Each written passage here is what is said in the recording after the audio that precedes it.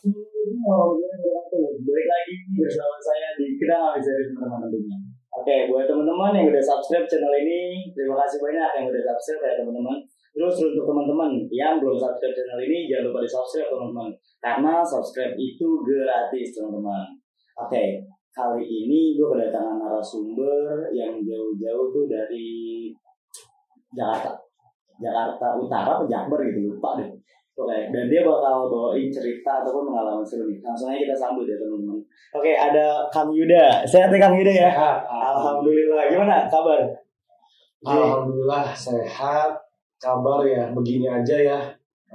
Kang, mau kita bilang sehat harus tetap sehat. Ya, Mau betul. kita bilang sakit harus tetap sehat. Ya kan namanya juga kehidupan ya. Ini sambil Oh, ngerokok apa ya? aman. Aman ya. Terus Kang Yuda dari sana berapa aja musim? Tadi dari Jakbar apa Jakut sih sebenarnya? Jakbar. Jakbar ya? Jakbar. Mana Cengkareng? Di sini apa namanya dari Bogor. Oh, Darmogor. Dekat apa namanya? Trogol. Oh, oke. Iya. Macet tadi. Alhamdulillah kalau lama lebih enak jalannya. Oh, Cepet sih, paling cuma sejaman doang lah. Jadi kita podcast ini di jam berapa ini sih kan Ci? Pokoknya malam deh. Malam. Oke, Aman jadi sih. rencana Bang Yuda mau bawa cerita apa nih Bang Yuda? Paling sih kalau di acara ini gue sih lebih ke ini ya, lebih ke pengalaman ya, pengalaman gue, pokoknya apa yang gue alamin lah. Kayak gitu. Bogin itu termasuk istri ya teman-teman. Ini Bang Yuda udah nikah, udah bukan pacaran lagi. Udah gak zaman kayaknya pacaran ya Bang. Bukan nggak zaman, udah selesai masa itu. Oke, siap ya guys. Jadi buat teman-teman yang penasaran sama ceritanya, kita langsung masuk aja ke Baror, bahas horor.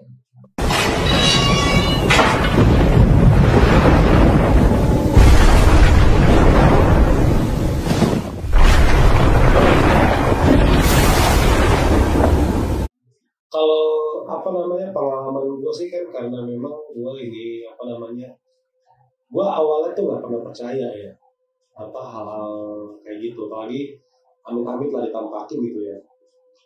Gue pernah ngerasain pas lagi bokeh gue itu kerja di salah satu restoran di Jakarta Barat,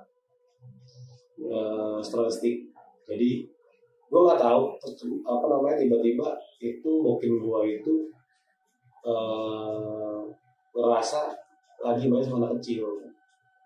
Lagi main sama anak kecil. Iya, main sama anak kecil. Jadi di restoran itu kan dia ada tiga lantai. Nah, lantai satu, lantai dua itu kan biasanya kalau orang makan kan di situ ya. Nah, lantai tiganya itu dia buat mes-mesan. Kebetulan bagi gue dia nggak mes, dia ngekos gitu. Nah, pas di situ pas lagi kerja, tiba-tiba bokeh gue itu dia ini kerasukan gitu. Oh, sempat kerasukan anak kecil. Selalu mintanya beng. Ini setan minta beng. Beng-bengnya ini yang makan coklat. Iya. Oke. Terus ya kan gue nggak tahu kenapa dia juga kerja kan. Iya. Waktu itu gue masih di restoran juga, cuma beda restoran. Singkat cerita, dia minta beng terus, ya kan. Kita kasih tuh awalnya satu, temen gue bilang katanya kasih dulu 1, 2, kok minta terus, beng terus. Dan bukan gue doang, jadi yang kerasukan tuh temennya bokeh gue juga, sama cewek juga. Satu kerjaan. Oke, dia itu mintanya beng. Dan ternyata yang gue dapat cerita juga dari anak-anak itu memang ada sosok anak kecil setelah kita main-main. Nah, dan dia minta beng. Gue kaget dong ya kan. Gue nggak percaya kayak gitu kan. Gue datengin lah ya kan, bohong kali ya kan. Enggak lah, nggak mungkin gitu kan. Terus pas gitu gue datengin ternyata iya bener gitu loh. Sampai kerasukan lagi, keluar lagi karena gue nggak ngerti apa-apa. Basicnya gue cuman bisa Al-Fatihah sama ayat kursi doang. Iya. Udah gitu doang gue cuma bisa gitu doang. Keluar terus tiba-tiba pas bokeh gue suruh wudhu. Itu kan wudhu itu kan kalau di kamar mandi kan kalau kamar mandi customer ya, ya kan itu ada shower sama ada keran kan. Iya. Dan itu gua lihat sendiri, kerannya nyala sendiri loh. Anjing, gua merinding sih. Asli. Gua merinding. Demi Allah gua merinding. Dan itu jujur, gua nggak bisa ngeliat, tapi itu pertama kali gua ngeliat itu keran nyala sendiri. Kayak ngalamin kejadian aneh itu baru sekali itu tuh. Iya, itu. Oke. Baru itu. Gue kaget dong, wah anjir nih, bener nih kata gue. Depan mata, gue nyuruh bokin gue itu suruh wudhu. Dia wudhu, buat sholat sunnah lah gitu. Jadi biar bisa ngilangin aura-aura yang negatif itulah ya kan. Dan itu gue shocknya, ya itu kerannya nyala sendiri dong. Gila, gue shock di situ. Dan menurut punya maksud gue tanya dong sama bokin gue, lu kenapa udah lu kenapa misalnya emang untuk belajar emang betul iga renggang apa iga renggang iya berarti iga renggang tuh yang pernah gue dengar cerita tuh dia itu yang gampang diganggu gitu ya, gampang ke distract. Gampang ke distract. Dan gua ya udah gitu loh, gua nggak bisa nge-keep itu karena memang udah alamiahnya dia kan, alamiahnya dia. Gue cuma bisa lillahi ta'ala aja udah gitu loh. Nah di sisi lain, setiap gua ajak dia kemana-mana, mungkin lo tau lah, mungkin bini gue gak pernah kemana-mana, mungkin gue gak pernah kemana-mana. Setiap gua ajak ke tempat manapun, dia selalu mengingat ya. Ya gitu apa sih, gue sorry ya buat bininya nih, maaf ya, maksudnya indigo atau bukan sih maksudnya? Dibilang indigo enggak, tapi ya namanya iga renggang itu bisa ngerasain hal-hal yang aura-aura kayak gitu loh ya, kita bilang aura-aura hitam kali ya kayak gitu, bisa bisa ngerasain itu. Makanya gue selalu bilang ya udahlah, kalau memang ke tempat lain atau mau kemana-mana lebih mending skip aja, nggak usah dilihat, udah anggap aja itu lalu. Oke.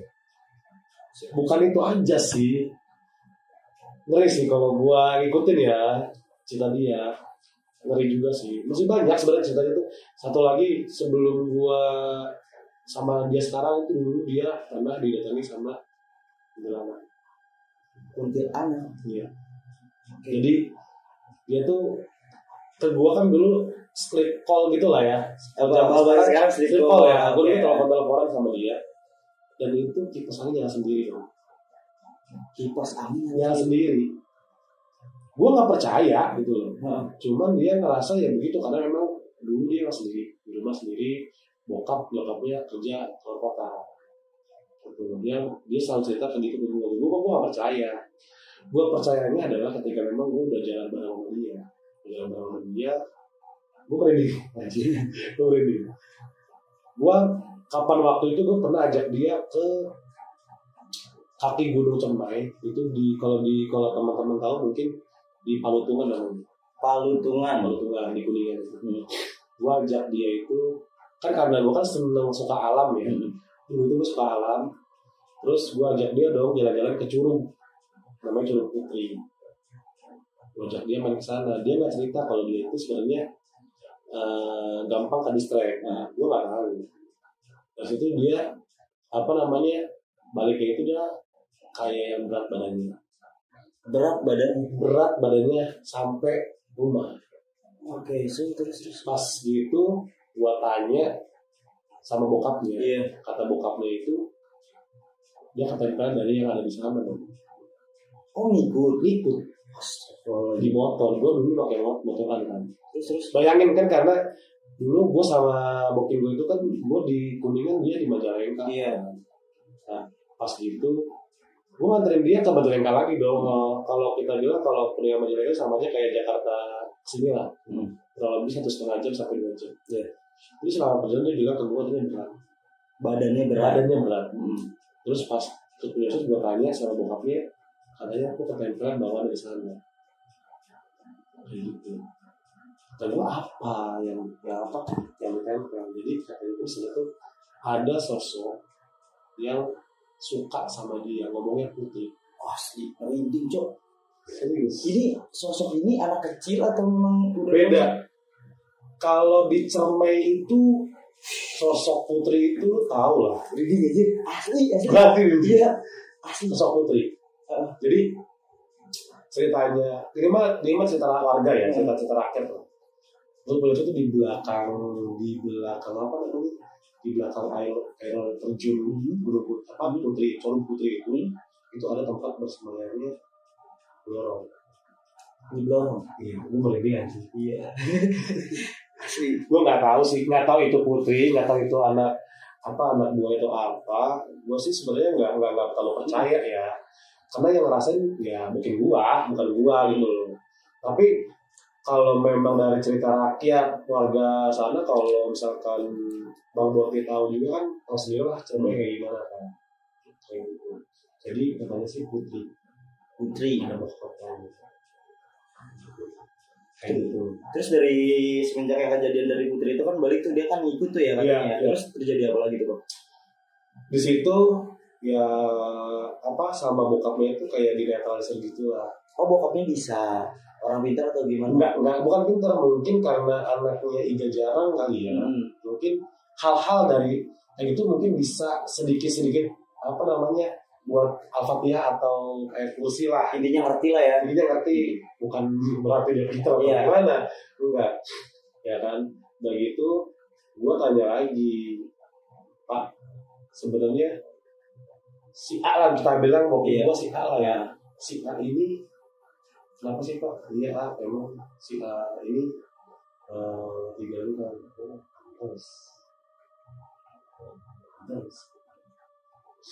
terus gue dari situ gue udah shock dong. Gue nggak mau lagi ajak dia ke tempat-tempat kayak perkemahan atau ke gunung atau apa. Di sini gue udah punya pengalaman. Gue nggak mau lah bikin dia bukannya seneng malah ke distract yang hal-hal yang lain.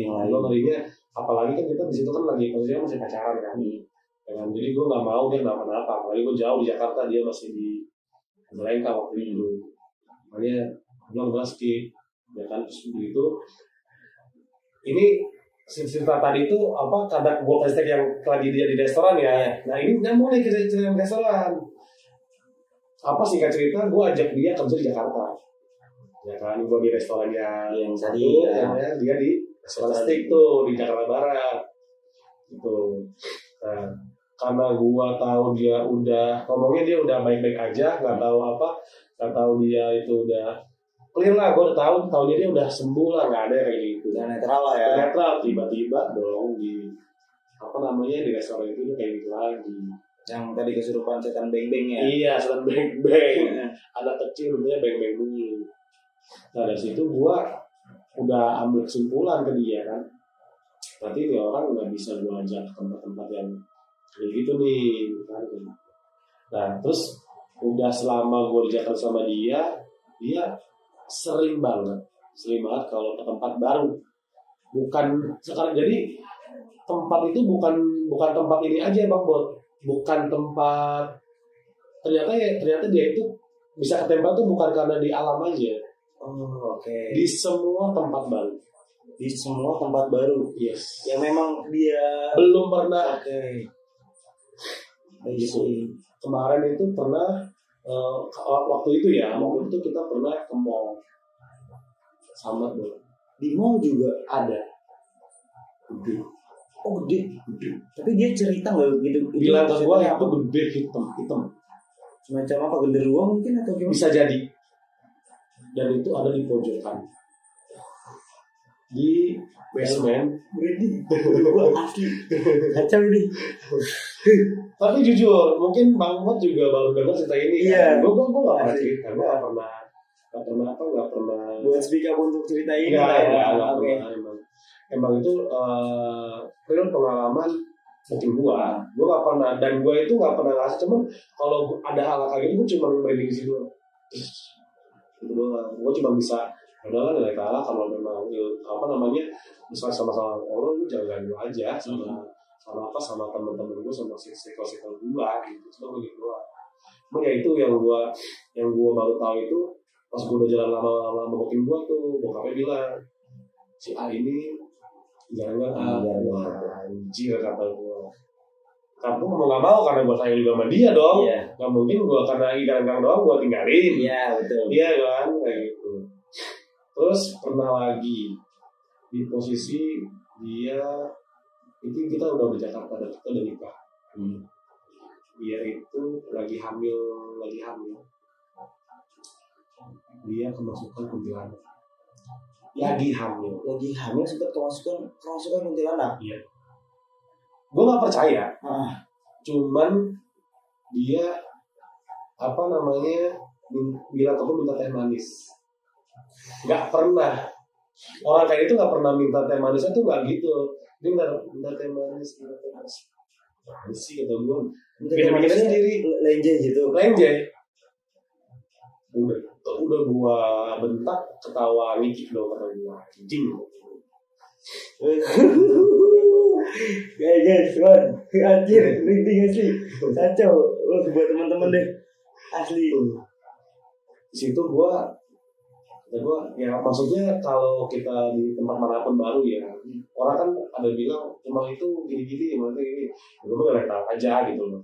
Udah tahu aja. Terus gue cuma nggak habis pikir, gue yang nggak expect adalah bokin gue lagi hamil gede, kemasukan dong. Itu yang gue yang gue kok bisa lagi hamil kerasukan gitu kan. Cuman gue nggak mau percaya, tapi memang faktanya begitu. Iya. Faktanya begitu, gue nggak mau percaya tapi faktanya begitu. Cuman ya gue anggap ya udahlah, namanya juga cuma pengalaman yang penting intinya satu. Mungkin gue nggak kenapa-napa itu aja sih kalau dia makanya sekarang mungkin kalau lu tahu ya Bang ya, gue nggak pernah kemana-mana sama dia dan gue nggak pernah ngajak yang ke tempat yang literally itu yang benar-benar baru gitu. Gue nggak pernah. Udah udah aja. Makanya kalau mau ke mall ya udah, kalau ke mall ya sih nggak pernah bisa di rumah aja kalau Berarti untuk saat ini itu kan udah kejadian yang 2000 berapa itu gitu? Wah, itu sebelum COVID sih. Sebelum COVID ya? Sebelum COVID. Oke. Terus dari kejadian yang emang udah kesurupan kuntilanak pas lagi hamil, itu masih ada lagi tuh gangguan-gangguan yang terjadi tuh? Gangguan-gangguan ada, tapi nggak kayak segila sebelum-sebelumnya ya. Ada. Gue sempat gue nggak tahu ya, gue percaya nggak percaya sih. Gue bilang sama bokapnya ya kalau memang bisa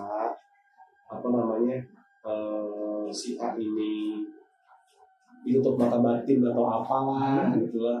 Gimana caranya biar nggak usah kerasa sosok aura-aura yang hitam itu atau apapun itulah, selain energinya manusia bolehlah tutup aja gitu, nggak usah.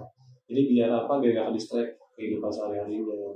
Ya kita kan tahu ya Bang ya, yang namanya kehidupan pasti ada dua alam ya, alam dunia sama alam alam ya bisa sebutnya alam gaib lah ya kayak gitu. Cuman ya kita bukan mempercayai adanya setan, ya memang gaib tetap ada gitu. Ada ya. Makanya sampai sekarang jujur banget, gue itu nggak percaya adanya kayak gitu. Adanya setan atau apa gitu. Iya, tapi kalau jin, gue sangat percaya. Ya, jin, setan, ya itu gue sangat percaya kalau adanya jin gitu kan. Ya, gitu. Makanya gue tuh kalau dari pengalaman bokin gue tuh, gue tuh sempat merinding. Nah, terus yang ini kejadian pas lagi anak gue juga yang pertama. Jadi di mana waktu itu gue balik kampung Majalengka, dan jujur itu rumah kita yang di Majalengka itu jarang pernah diisi juga. Rumah di Majalengka itu jarang pernah diisi. Yang dulunya itu adalah tempat tinggalnya bini gue, bini gue sebelum kita sekarang nikah. Yang tadi awal cerita ya di kejadian kuntilanak, kipas anginnya sendiri. Ya, itu yang di Majalengka. Oke. Situ kita baliklah, ya kan, sama anak gue yang saya. Ya, tiba-tiba anak gue yang cewek itu dia nangis jadi-jadinya dong. Terus jadi-jadinya ternyata anak gua apa namanya ini takutin lah sama sosok penjaga itu yang waktu pertama ganggu itu ya, ganggu iya. Sampai abangnya bini gua sama bokapnya itu lempar pasir kasih itu semacam kayak apa, ritual atau gimana sih sampai yang ngusir. Katanya kalau di sana itu kalau ngusir hal-hal aura negatif itu dilempar pasir yang pasir biasa, pasir yang didoain gitu. Dilempar. Memang sebenarnya di situ tuh emang ada kebun, kalau itu apa ya, kebun nangka, kebun pisang di belakang rumah itu. Oh, emang luas lah ya, ada perkebunan ya. Oke. Terus apa namanya? Ya gua kan orangnya bukan tipikal orang yang gua lihat emang ada gitu kan. Udahlah, masing-masing aja, lu gua ya. Kan. Nah itu anak gua nangis jadi-jadinya dan natap mata gua tuh kayak bukan ke ayahnya gitu. Ini kayak bukan tatapan manusia gitu loh. Kok bisa gitu kan kata gua. Pas habis dia lempar pasir langsung apa namanya udah lagi, dan itu dia sempat matanya merah gitu. Apa yang cewek yang diganggu tadi yang sosok kuntilanak tadi tuh ya. Emang di situ sering ganggu atau gimana bang? Memang iya, bilangnya sih katanya sering ganggu kan dari pas bini gua mungkin gua lagi pacaran itu masih diganggu, dan suaranya lagi pas kita pacaran pun gue dengerin di loudspeaker sama dia dulu itu masih zamannya handphone QWERTY kalau lo tahu, zaman handphone QWERTY. Oh ya kayak Nokia ya, gitu ya, kayak gitu ya. Nah itu gue sih sebenarnya nggak percaya, cuman gue di dengerin suara itu ya mau nggak mau gue percaya dong. Kan gue juga nggak mau dia juga kenapa-napa di sana kan, karena itu jauh dari Jakarta, dia masih di Jalengka kayak gitu. Pas kita udah nikah, kita balik, bocah masih kecil tuh, masih umur 2 tahun lah, 3 tahun ke bawah. Itu tidur, ya karena memang di alamnya rumah itu memang jarang ditempatin kalau kita nggak pulang, memang selalu kosong rumah itu, kayak gitu. Nah baru lah kejadian yang tadi kuntilanak itu. Iya, datang lagi kayaknya tuh, kayak kangen dia sama keluarga gue. Kuntilanak bisa kangen. Oke. Emaknya sama mungkin gue kayaknya udah nggak bisa masuk nih ke anaknya. Gua, iya. Makanya gue sekarang sih ada riskan ya ya sama takut ya. Ini mah bukannya berprasangka buruk. Takutnya ada keturunan ke situ karena gua 3 jarangnya. Iya. Takutnya gue itu aja. So dari kejadian yang dari tadi anak-anak itu yang kesurupan, anak yang pertama kan namanya. Terus itu ada kejadian lagi nggak yang pas tetap di Majalengka itu? Setelah itu udah nggak ada karena kita cabut kan, udah balik lagi lah ke Jakarta lagi. Jadi biasa waktu itu. Cuman kadang-kadang kalau kita suka jalan malam, anak gue tuh suka ngasih tahu, nunjukin. Ayah, ada pocong di atas genteng. Gila kan? Ayah ada pocong di atas genteng. Iya. Asli itu ya. Asli. Dan lu sebagai bapaknya kayak gimana? Biasa aja. Bohong gitu. Bohong, udah nggak ada. Biar ini ya, biar maksudnya biar anak dia. Gue mengkondisikan ini aja, suasana aja, gitu loh. Pas lagi jalan biar efisien juga kan. Iya, dan meskipun bini gua tahu itu ada, nanti tuh dia bakal cerita. Ada. Pas pulangnya, pas sampai rumah. Oke. Nah, ya bohong, mungkin karung kan. Itu setiap jalan tuh bang. Setiap jalan. Tapi untuk saat ini udah gede kan sekarang ya? Udah gede sekarang dia. Udah nggak ini lagi, udah nggak ngeliat gitu lagi. Cuman yang kecil ya. Yang anak yang cowok. Yang cowok. Sampai sekarang. Itu sampai sekarang masih ada? Iya, ayah tuh pocong. Oh, gue pernah denger yang waktu itu lu cerita itu yang kejadian di Bojonggede yang di rumah nenek atau siapa itu? Iya, itu di rumah kerabat gua. Oh, di rumah kerabat gua, di rumah saudara gua. kebetulan Mas Zul lagi ada nenek gua. Dia suka nginep juga di rumah saudara gua di situ di gede. Dia itu kalau lewat itu suka bilang ayah ada pocong. Oh gitu. Iya, ngomong kencang, nunjuk. Kan gua ngeri dong, masa sih sampai anak yang kedua Ngikut juga gitu ya. lihat juga, ikut juga kan. Jangan dong, gua aja nggak sampai ke situ gitu loh. Makanya gue sih ya berharapnya gue cuma berharap doang nih sama yang kuasa. Ya Allah kalau memang anak-anak gue sama batin gue ini bisa ditutup mata batinnya lah, istilah kitanya ya. Kalau misalkan bisa dihilangkan untuk melihat seperti itu boleh lah, jangan kasih lihat lagi biar tenang lah psikologisnya gitu. Karena gua yang gua perhatiin itu ya balik lagi nanti ke listriknya ke siapa, ke bokap gua. Karena gua tuh jujur ya udah lama dia juga udah nggak pernah speak up, nggak pernah cerita juga sama gua kalau misalnya memang ada kejadian dia. Dan lu mau tahu nggak? Ketika gua lagi main di rumah sahabat gua yang di Bojonggede. Oke. Itu pernah bilang malam ada suara anak kecil di dapur. Ini di dalam rumah. Jadi malam itu jam berapa itu pukul? Kisaran jam 10 pernah. Jam 10 malam pernah. Oke. Jam 11 pernah. Seringnya itu di jam 11 ke atas. Oh berarti yang pas kejadian yang di Bojonggede yang di dapur itu ada suara anak kecil. Ya. Itu di jam 11. Jam 11-an. Oke. Posisinya itu jam 11 itu udah hening sepi semua ya, udah pada tidur, Makanya dia ceritanya gini. Ada suara di belakang. Ada suara yang anak kecil. Nggak ada kali. Iya, itu ada gelas tiba-tiba jatuh. Iseng. Kayaknya. Dan gue nggak pernah ngerasain itu sih. Gue nggak pernah ngerasain itu bang.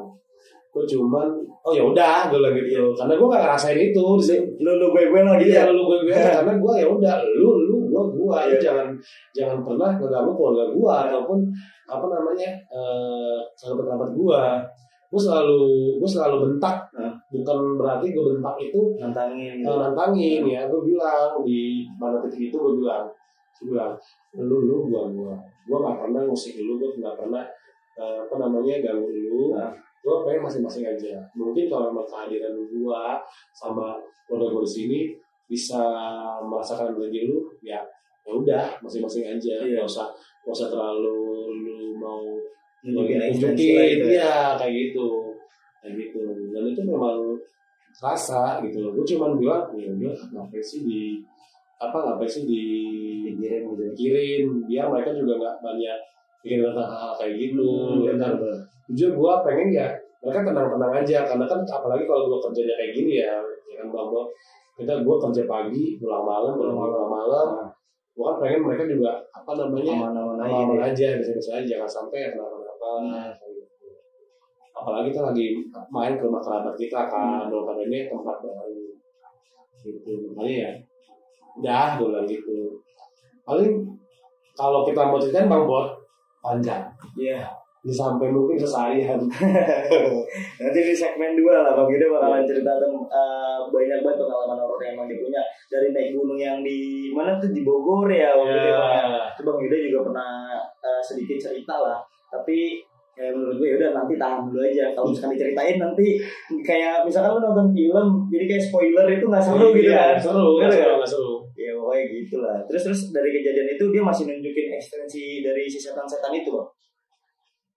Mungkin iya, cuman gue nggak tahu kali ya. Karena bini nggak cerita tadi. Bini bokeh nggak cerita, bocah-bocah juga nggak cerita. Kali ya udah, gue anggap yang apa gitu aja. Dan yang terakhir yang udah di Bojonggede itu aja berarti. Iya, terakhir di Bojonggede. Sampai sekarang di Jakarta udah aman-aman aja lah intinya. Iya, gue anggap aman ya. Karena gue pengen mereka tetap baik-baik aja. Okay. Amin. Meskipun emang mungkin di belakang gue mereka ada pengalaman atau masih ada pengen cerita sama gue, karena gue selalu udahlah positif aja. Nanti dia nggak ngerti tadi. Iya. Oke lah. Jadi sebelumnya makasih banyak banget nih Bang Yuda ya yang udah mau mampir di Kenanga Misteri gitu kan, dan dijamu juga padanya nih ya kan. Iya, terima kasih nih banget nih. Kopi apa itu Bang? Kopi hitam tanpa gula. Asik. Buat teman-teman yang ngurangin gula, oke beli aja itu. Cuman nggak gue sponsorin. Oke. Jadi nanti buat teman-teman yang memang suka dengan video ini, jangan lupa di like, terus di komen dan di subscribe teman-teman. Dan jika juga teman-teman punya apa ya kalau bisa dibilang cerita-cerita ataupun pengalaman mistis ya Bang Yuda ya, itu bisa dikirim-kirim nih di bawah. Oke? Di kolom komentar gitu kan. Dan terus ada ini nih, satu lagi teman-teman yang ketinggalan, pesan-pesan nih dari Bang Yuda buat teman-teman yang nonton di rumah. Ya, Bang Yuda. Paling pesan-pesan buat kita semua sih ya. Apapun itulah, namanya alam gaib ataupun alam dunia kan memang ada. Setan gue gak percaya, tapi adanya jin gue percaya. Makanya gue cuma bisa bilang buat kita semua ya Bang Mot ya. Kita semua ya udah lu gua aja. Yang penting gimana caranya kita bisa lebih baik aja sih. Kita tahu mereka ada, cuman ya gimana caranya biar mereka itu dianggap ada. Ya udah kita cuman, kalau kata bahasa Sundanya itu numpang-numpang lah. Ya kayak gitu. Jaga dikit lah ya. Jaga itu. Paling itu aja sih. Oke, makasih banyak ya Bang Yuda ya. Banyak makasih gue. Sama jauh-jauh dari Jakbar gitu ya. Thank you Bang Bote sama ini juga cerita-cerita kayak gini ya. Kapan lagi gitu? Iya benar. Kayak gini ya benar. Iya. Buat teman-teman nanti segmen 2 nanti gue bakalan tunjukin cerita dari Bang Yuda yang itu di pengalaman di gunung mana Bang? Di daerah Bogor lah. Pokoknya. Iya. Udah, kalau penasaran tetap stay tune, terus jangan lupa di subscribe, di komen, di like. Oke teman-teman. Ya udah, saya Indra Novianto pamit undur diri dan ada Bang Yuda. Kita pamit undur diri ya Bang. Ya. Assalamualaikum warahmatullahi wabarakatuh.